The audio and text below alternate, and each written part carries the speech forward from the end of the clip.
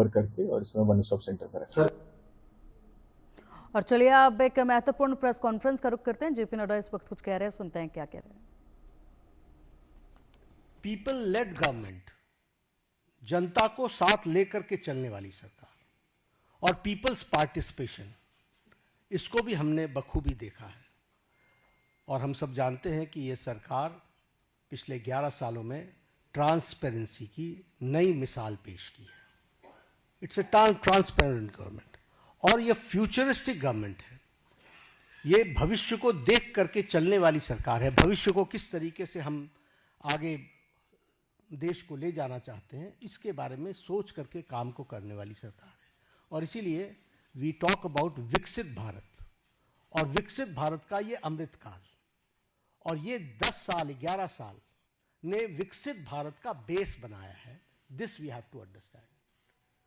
और इस बेस को बनाने के लिए जो भी फैसले लेने थे वो सारे फैसले लिए गए। आज के दिन मैं 2014 से पीछे जाऊं, इसकी आवश्यकता नहीं है, लेकिन हमको ये याद रखना चाहिए कि that government before 2014 was full of corruption. भ्रष्टाचार से आकंठ डूबी हुई सरकार थी, घोटालों से में संलिप्त सरकार थी, वाली सरकार थी। एक नेगेटिविज्म का वातावरण था, कुछ नहीं बदलने वाला। लेकिन 2014 के बाद हमने ऑप्टिमिज्म देखा है। The shift, when I talk about political culture, I talk about the shift from negativism to positive. आज हम मतलब मैं नहीं, भारत का आम नागरिक कहता है मोदी है तो मुमकिन है। मोदी जी के बारे में ये धारणा बनना, समस्याओं का सॉल्यूशन करेंगे और समस्याओं को सॉल्व करेंगे, ये आम व्यक्ति की धारणा बन गई है। और इसीलिए हम ये भी, आविष्कार और नवाचार, ये तीनों चीजें जुड़ी हैं। आज हम डेवलपमेंट भी कर रहे हैं और उसके साथ साथ हम बेस्ट प्रैक्टिसेस भी ला रहे हैं, नवाचार भी हो रहा है, और इस तरीके से विकास के काम को आगे बढ़ाया है। अगर मैं मोदी जी के शब्दों में बताऊं तो उन्होंने कहा है कि this decade will prove to be the base of the development of the future विकसित भारत। और इसी काम को लेकर के जो हम लोगों ने उनके नेतृत्व में जो उन्होंने नीतियां दी, परफॉर्म, ट्रांसफॉर्म, रिफॉर्म, इसको हर पॉलिसी में हम सबको देखने को मिलता है, हर नीति में हमको देखने को मिलता है। एवरी पॉलिसी आप देखेंगे तो इट्स डिफरेंट। पुरानी पॉलिसीज में भी जो चेंजेस आई हैं वो इसलिए कि रिफॉर्म चाहिए, और उसी के साथ साथ हमको ट्रांसफॉर्म करना है और इसके लिए परफॉर्म करना है। और एक बेसिक प्रिंसिपल पिछले 11 वर्षों में हम लोगों ने अडॉप्ट किया, और ये मोदी जी की ही सोच रही है, सबका साथ, सबका विकास, सबका विश्वास, सबका प्रयास। बहुत चैलेंजेस भी आते हैं, लेकिन उसके बावजूद भी अंडरलाइनिंग प्रिंसिपल हमारा बड़ा स्पष्ट रहा है। अब मैं अगर बोल्ड डिसीजंस की बात करूं तो मैंने कहा कि इतने एक प्रेस कॉन्फ्रेंस में 11 वर्षों के बोल्ड डिसीजंस बता देना ये मेरे लिए बहुत कठिन होगा, लेकिन आर्टिकल 370 को एब्रोगेट करना, पॉलिटिकल नैरेटिव बन चुका था कि दिस इज नॉट पॉसिबल। देश मान चुका था कि दिस इज नॉट पॉसिबल, और वो आर्टिकल 370 धाराशाही हुआ और एब्रोगेट हुआ, वो हम सबको पता है। और आप ही सोचिए, जम्मू कश्मीर के इलेक्शंस को आप कहते थे महज फॉर्मेलिटी है, आप ही लोग कहते थे, सब लोग। लोकसभा में टर्नआउट 58.46% रहा, और विधानसभा J&K के इलेक्शन में turnout was 63%। This is the change and this is the result of the bold decision taken.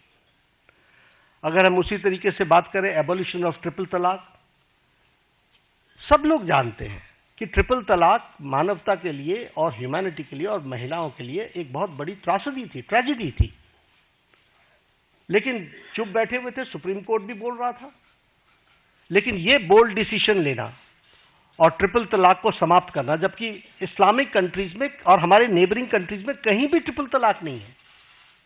Bangladesh, Pakistan, Afghanistan, Syria, Iran, Iraq, Malaysia सब डोमिनेटेड मुस्लिम देश रहे हैं और इस्लामिक देश रहे हैं, लेकिन यहां भी ट्रिपल तलाक नहीं था और हमारे यहां ट्रिपल तलाक चल रहा था। एक बोल्ड डिसीजन लिया गया। उसी तरीके से enactment of the new Waqf act हम लोग डिस्कशन कर रहे हैं। वी नो किस तरीके से एक नैरेटिव बनाने का प्रयास हुआ, लेकिन in the interest of the nation, देश के इंटरेस्ट में और उस कम्युनिटी के इंटरेस्ट में वक्फ बोर्ड बनाने की न्यू एनैक्टमेंट की आवश्यकता थी। वो बोल्ड डिसीजन लिया गया। उसी तरीके से सिटीजन्स अमेंडमेंट एक्ट, उसी तरीके से डीमोनेटाइजेशन, उसी तरीके से मोर देन 3 डिकेड्स हम विमेन रिजर्वेशन की तरफ नहीं बढ़ पाए, लेकिन 33% विमेन रिजर्वेशन देने का काम प्रधानमंत्री मोदी जी के नेतृत्व में हुआ। और उसी तरीके से अगर हम देखें इकोनॉमिक डिसिप्लिन के लिए, इकोनॉमिक डिसीजन में भी बहुत गहरी सोच के साथ जो आर्थिक जगत को बहुत तीव्र गति से आगे खड़ा कर सके, इसके लिए निर्णय लिए गए। प्रेजेंटेशन ऑफ बजट का एडवांसमेंट, हम अभी भी ब्रिटिश की दुनिया में जी रहे थे, ब्रिटिश काल में जी रहे थे, उसको एडवांस करना, उसके साथ साथ प्लान और नॉन प्लान एक्सपेंडिचर को अलग अलग जो डिस्टिंक्शन था उसको समाप्त करना, ताकि हम बेटर किटी का उपयोग कर सकें। हमारे अश्विनी जी बैठे हुए हैं। रेल बजट को एसिमिलेट करना और भारत की आर्थिक जगत को एक साथ कैसे देश के लिए डेवलप किया जा सकता है उसको करना। आप भी जानते हैं, हम भी जानते हैं कि हमारी इकॉनमी 10th से छलांग लगा करके 5th पर पहुंच गई और अब जो इंटरनेशनल मॉनेटरी फंड का जो अब नया डेटा आ रहा है वो हमको 4थे स्थान पर ला रहा है और हम 4थे स्थान की तरफ हम अग्रसर हुए हैं और हम 4th straight consecutive 4th straight में हम अपने ग्रोइंग इकोनॉमी में इस ईयर भी हम सबसे आगे हैं। और उसी तरीके से हम देखें फास्टेस्ट ग्रोइंग इकोनॉमी के रूप में हमारा 4था साल लगातार चल रहा है। Per capita income has increased by 67%. Foreign exchange reserves has increased by 135%. Exports at the record of to the US dollars is 825 billion. Gross FDI rise is 106%. Taxpayers का बेस बहुत इंक्रीज हुआ है, वो 127%. और उसी तरीके से ग्रॉस डायरेक्ट टैक्स कलेक्शन ये भी 238% का इंक्रीज हुआ है। अगर एजेंसीज की बात करें तो bright spot international monetary fund Bharat की इकॉनमी को IMF बोलता है। वर्ल्ड बैंक हमारे को fastest growing economy, major economy in the world कहता है। और वर्ल्ड इकोनॉमिक फोरम हमको वो कहता है कि India is all set for as a primary engine of the global economic growth in 2025 and 26। यानी सारी विपरीत परिस्थिति में भारत की इकोनॉमी सुदृढ़ और सक्षम तरीके से आगे बढ़ रही है, ये हमको ध्यान में रखना चाहिए। जब हम रिस्पॉन्सिव गवर्नमेंट की बात करते हैं तो प्रोएक्टिव डिसीजंस एक नहीं अनेकों हुए और राहत के काम में तो हम प्रधानमंत्री मोदी जी कभी पीछे नहीं रहे। फिर चाहे बात ऑपरेशन गंगा की हो और सिटीजन्स को यूक्रेन से लाने की बात हो, प्रोएक्टिव होकर के किसी और देश ने अपने सिटीजन्स की चिंता नहीं की, लेकिन इंडिया ने, और इंडिया ही नहीं, इंडियंस के साथ साथ इंडियन फ्लैग के साथ साथ कई दूसरे देश के लोग भी यूक्रेन से बाहर आए।